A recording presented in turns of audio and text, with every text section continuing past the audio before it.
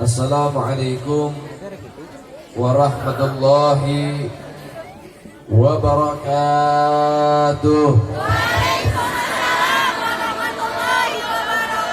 Bismillah walhamdulillah,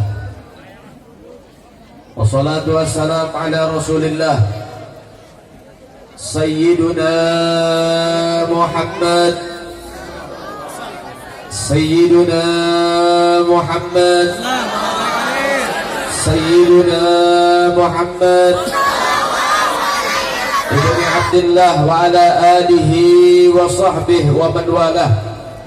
Wala hawla wala quwwata illa billahil aliyyil azim. Amma ba'd. Alhamdulillah, segala puji dan puji syukur kehadirat Allah, Tuhan yang Maha Esa, yang Maha Tunggal, dan dialah Allah subhanahu wa ta'ala zat yang Maha Kuasa, yang memberikan rahmat dan hidayah kepada segenap hamba-hambanya yang dikehendakinya. Salawat teriring salam terus kita berikan dan curahkan kepada hadratul Rasul, imamuna wa qudwatuna wa sayyiduna Muhammad sallallahu alaihi wasallam bi afdali salawat wa ta'zim. Saudara yang dimuliakan oleh Allah subhanahu wa ta'ala,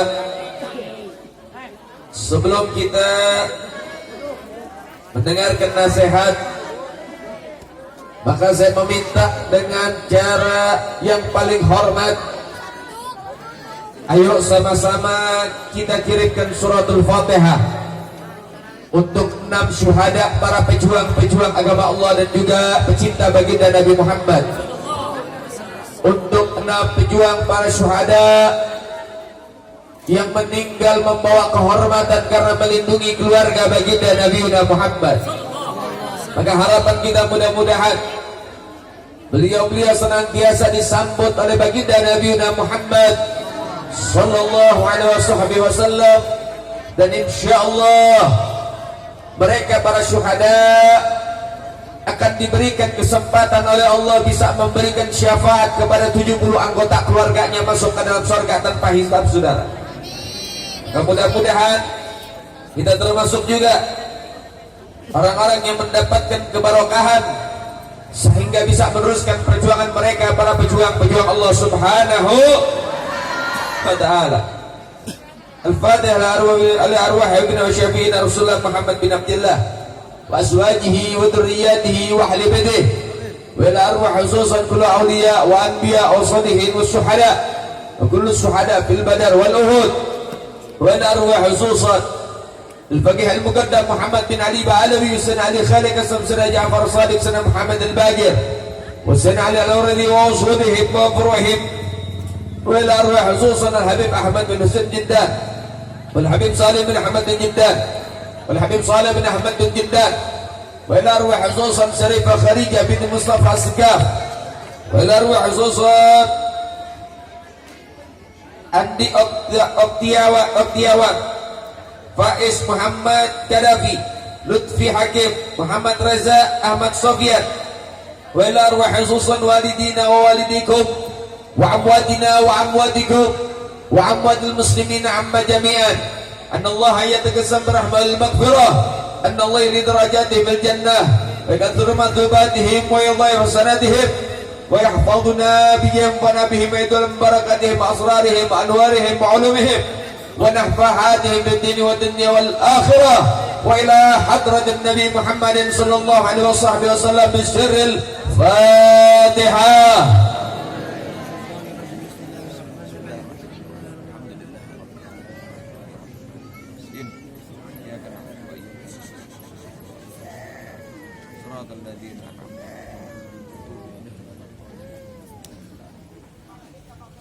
Alhamdulillah, segala puji bagi Allah Tuhan yang Maha Esa, yang Maha Tunggal, dan Dia Allah subhanahu wa ta'ala zat yang Maha Pengasih lagi Maha Penyayang. Saudara yang dimuliakan oleh Allah subhanahu wa ta'ala, malam ini kita berkumpul tiada lain dan tiada bukan untuk meninggikan syariat agama Allah subhanahu wa ta'ala, untuk membuktikan cinta kita kepada Allah dan cinta kita kepada Rasulullah sallallahu alaihi wasallam. Sehingga Allah Subhanahu wa taala berfirman di dalam Al-Qur'an, dalam firman-Nya yang agung, bismillahirrahmanirrahim, qul in kuntum tuhibbunallah fattabi'uni yuhibbukumullah wa yaghfir lakum dzunubakum wallahu ghafurur rahim. Katakan wahai Muhammad, sampaikan kepada umatmu, bila mana mereka mencintai Allah, fattabi'uni, buktikan kecintaan mereka kepada Allah dengan cara mengikuti baginda Nabi Muhammad. Kalau kita sudah mengikuti Nabi fi aqwalihi wa af'alihi, maka apa yang kita peroleh? Yuhibbukumullah, Allah juga akan cinta sama kita, saudara. Bila kita mengikuti sunnah Nabi, kita mengikuti syariat Nabi, kita mengikuti tuntunan Nabi, arahan Nabi, sehingga Allah pun akan memberikan cinta kepada kita. Kalau Allah cinta kepada kita, wa yaghfir lakum dzunubakum, Allah ampunin kesalahan-kesalahan kita, Allah penuhin kebutuhan kita, Allah kabulkan hajat dan permintaan kita. Bila Allah sayang kepada seorang hamba, Allah akan berikan yang terbaik kepada si hamba. Kemudian wallahu ghafurur rahim, sesungguhnya Allah Maha Pengampun lagi Maha Berkasih sayang.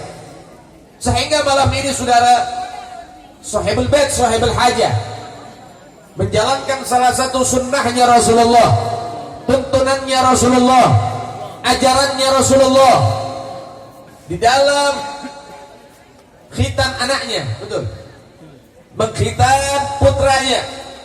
Dan ini adalah bagian dari sunnah baginda Nabi Muhammad. Di salah satu daripada syariat yang dibawa oleh baginda Nabi Muhammad, sehingga Allah menyatakan, wa man yu'azzim syairillah fa innahu min taqwal qulub. Siapa orang yang mengagungkan, meninggikan syariat agama Allah, maka itu termasuk kesempurnaan degwa di dalam hati-hati mereka. Yang menjalankan syariat Nabi, yang menjalankan tuntunan Nabi, ini adalah bagian daripada kesempurnaan taqwa kita di hadapan Allah Subhanahu wa taala. Dan kalau kita baik di dalam ketakwaan, bagus di dalam ketakwaan, apa yang kita peroleh? Allah menyatakan dalam firman-Nya, tilkal jannatu nuritsu min ibadina man kana taqiyya. Itulah surga yang telah kami persiapkan untuk hamba-hamba kami yang bagus takwanya kepada Allah Subhanahu wa taala. Maka harapan kita mudah-mudahan kita semua diberikan keistiqomahan oleh Allah Subhanahu wa taala di dalam mengikuti jejak dan tapak langkah baginda Rasul, dan memperkuat dan mengkokohkan daripada ketakwaan kita, sehingga insyaallah kita tidak diharapkan masuk ke dalam surga oleh Allah Subhanahu wa taala, bahkan kita diberikan daripada jalan yang terbaik untuk bisa masuk ke dalam surga Allah Subhanahu wa taala. Amin ya rabbal, amin ya rabbal.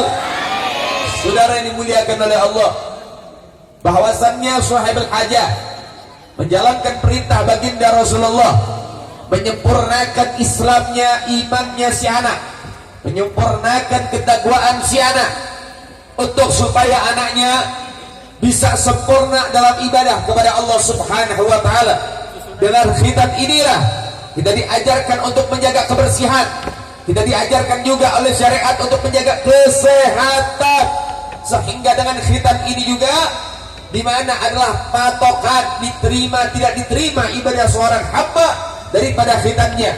Bila mana seorang anak sudah dikhitan dengan baik, maka bersih itu anak, bagus itu anak, dan akan sempurna daripada kesucian si anak. Maka dengan kesempurnaan suci ketika si anak ibadah, maka ibadahnya pun akan diterima oleh Allah Subhanahu wa taala. Dan saudara yang dimuliakan oleh Allah, bila mana si anak belum dikhitan, maka khawatir sholatnya akan ditolak oleh Allah Subhanahu wa taala. Kenapa? Karena di dalam termasuk syarat diterimanya daripada salat seorang hamba, sahnya salat seorang hamba ketika si hamba tersebut, dirinya, pakaiannya, tempat salatnya harus suci. Jadi kalau tidak ada kesucian, dalam diri ada najis, dalam pakaian ada najis, atau dalam tempat daripada salatnya ada najis, maka ibadahnya akan ditolak oleh Allah Subhanahu wa taala, sehingga salatnya pun akan tidak sah atau batal, saudara. Sehingga khitan ini adalah penentu Ini adalah patokan untuk supaya sholat kita sampai kepada Allah Subhanahu wa ta'ala. Karena begitu penting akan ibadah sholat. Begitu juga dalam ibadah-ibadah yang lain, saudara sekalian. Gak akan sah tawafnya, gak akan sah sholatnya, gak akan sah ibadah-ibadah yang memang membutuhkan wudhu bila mana dia masih membawa najis. Saudara yang dimuliakan oleh Allah, patokan yang paling penting adalah sholatnya. Karena khitan ini berkaitan dengan sholat. Kalau misalnya dia tidak khitan, sholatnya nggak sah. Maka dengan khitan itulah sholatnya bisa menjadi sah. Kenapa? Karena sholat adalah satu hal yang penting di hadapan Allah Subhanahu wa ta'ala.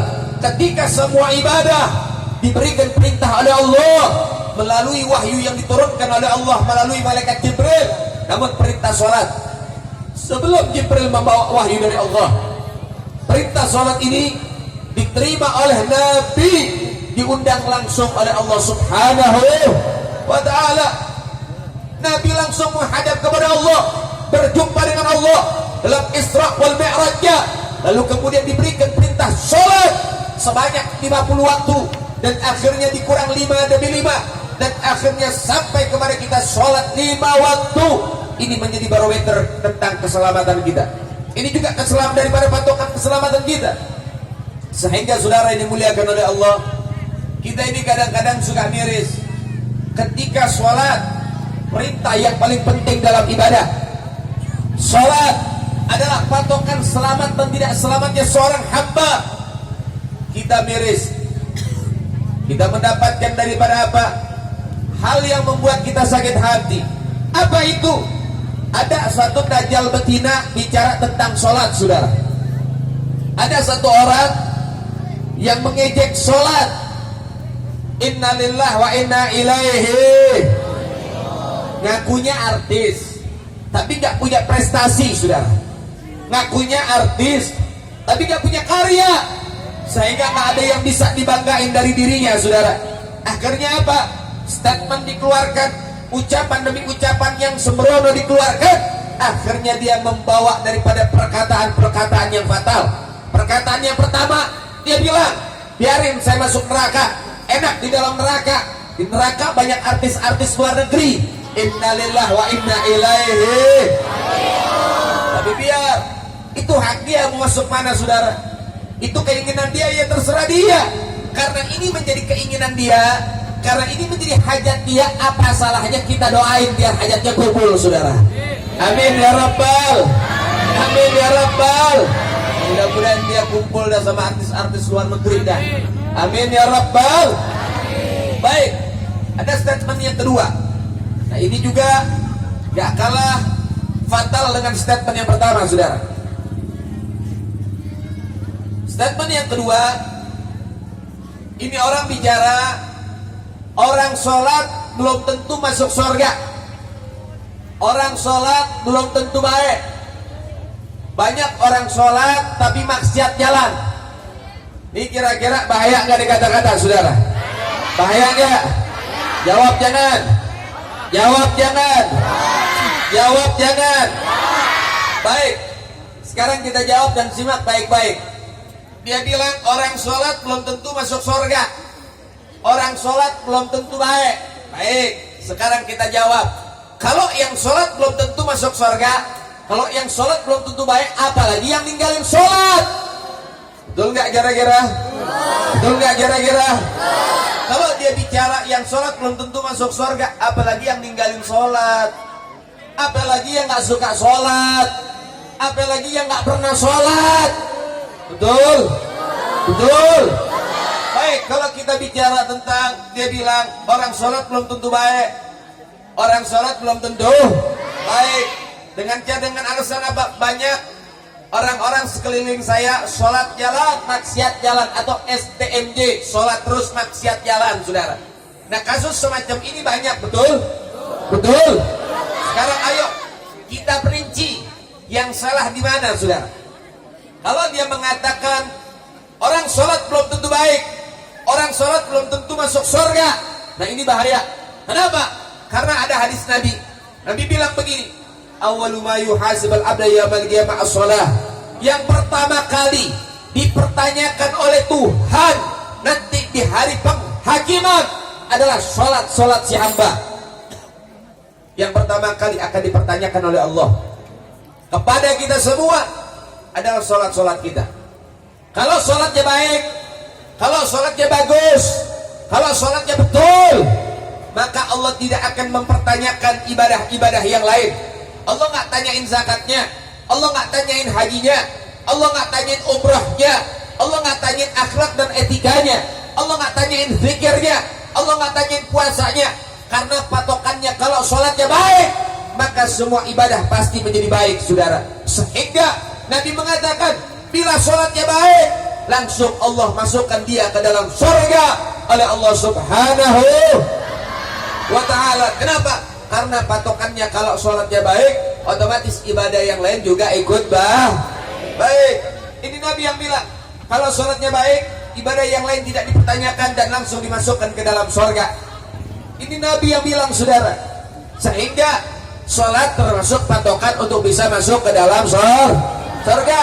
Dalam hadis yang lain Nabi bilang, saudara, dalam hadis yang lain Nabi mengatakan, sesungguhnya bila mana ada anak manusia, seorang muslim, seorang muslimah yang dia punya utang sholat, belum dia bayar sampai dia wafat. Kalau dia ninggalin sholat, belum digobok, belum dibayar sampai meninggal dunia, maka Allah Subhanahu wa ta'ala akan bangkitkan si hamba. Ini dia punya keningnya ada tulisan, dia punya jidatnya ada tulisan. Apa tulisannya? Hadza kharijun min rahmatillah. Ini orang keluar dari rahmat Allah. Ini orang haram mendapatkan rahmat dari Allah. Ini orang nggak boleh mendapat rahmat dari Allah. Allah haramkan rahmat buat ini orang, sudah. Fa ana bari'u minhu. Aku Rasulullah, aku Nabi, lepas tangan dari orang itu. Orang itu bukan daripada umatku, orang itu bukan dari pecinta aku nggak cinta dengan dia, dan dia haram mendapatkan syafaat dariku. Bagi surga cuma dua, pertama rahmat, kedua syafaat. Nah, ketika rahmat diharamkan dan syafaat diharamkan, mau masuk surga lewat mana? Artinya orang kalau ninggalin sholat, maka dia diharamkan dari rahmat dan syafaat, sehingga tidak bisa masuk ke dalam surga. Jadi artinya orang yang ninggalin sholat yang nggak bisa masuk surga, orang yang jaga sholat bakal masuk surga. Baik, yang berikutnya Nabi bilang juga dalam hadis yang lain, man taraka sholata muta'ammidan faqad kafara. Siapa orang yang ninggalin sholat secara sengaja, terang-terangan, maka dihukumi murtad. Kalimat qad kalau masuk dalam fi'il madhi artinya litahqiq. Kalimat qad kalau masuk dalam fi'il madhi artinya sungguh-sungguh atau benar-benar. Qad kafara, maka sungguh-sungguh benar-benar telah menjadi kafir. Hati-hati, saudara-saudara sekalian, jangan main-main tentang yang namanya sholat. Kalau macam-macam sama yang namanya sholat, bisa jadi kafir. Kalau ninggalin sholat secara sengaja bisa jadi murtad. Hati-hati. Kemudian dalam hadis yang lain juga Nabi bilang, as-salatu imaduddin. Sholat itu tiang agama. Wa man aqamaha faqad aqamaddin.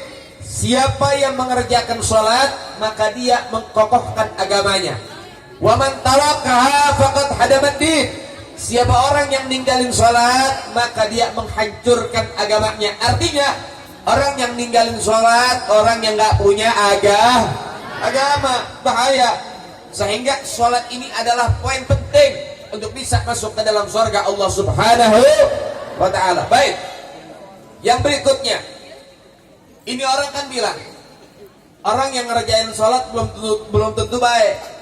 Orang yang jalanin sholat belum tentu orang baik. Baik, bagaimana dengan firman Allah Ta'ala? Allah mengatakan, inna sholata tanha anil fahsyai wal. Sesungguhnya orang yang mengerjakan sholat dijaga oleh Allah dari kekejian dan kemungkaran. Orang yang jalanin sholat dengan baik akan dibimbing oleh Allah, dijaga oleh Allah, dan dijauhkan dari maksiat, dijauhkan daripada hal-hal yang negatif. Allah bilang, innallaha la yukhliful mi'ad. Sesungguhnya Allah nggak pernah ngingkarin Allah nggak pernah ngingkarin janji. Kalau Allah bilang orang yang sholatnya baik, pasti akan dijaga oleh Allah Subhanahu, akan dilindungi oleh Allah Subhanahu, akan dibimbing oleh Allah Subhanahu. Itu udah jelas. Orang yang sholatnya baik, jalannya juga akan baik, etikanya akan baik, budi pekertinya akan baik. Itu sudah jelas, karena sholat adalah patokan dari dia, saudara. Sehingga kalau ada kasus, kawan-kawan saya ada juga yang sholat tapi masih maksiat, itu kita nggak bisa nafikan. Ada hal begitu, ada sholat maksiat. Terus bagaimana menyikapinya, Beb? Bagaimana jawabannya baik? Kalau kita pengen jawab, saudara, ada orang sholat tapi maksiat, ntar dulu. Allah Ta'ala nggak pernah ngingkarin janji. Kalau sholatnya baik, pasti itu orang baik. Tapi kalau itu orang tidak baik, berarti ada masalah sama sholatnya, saudara.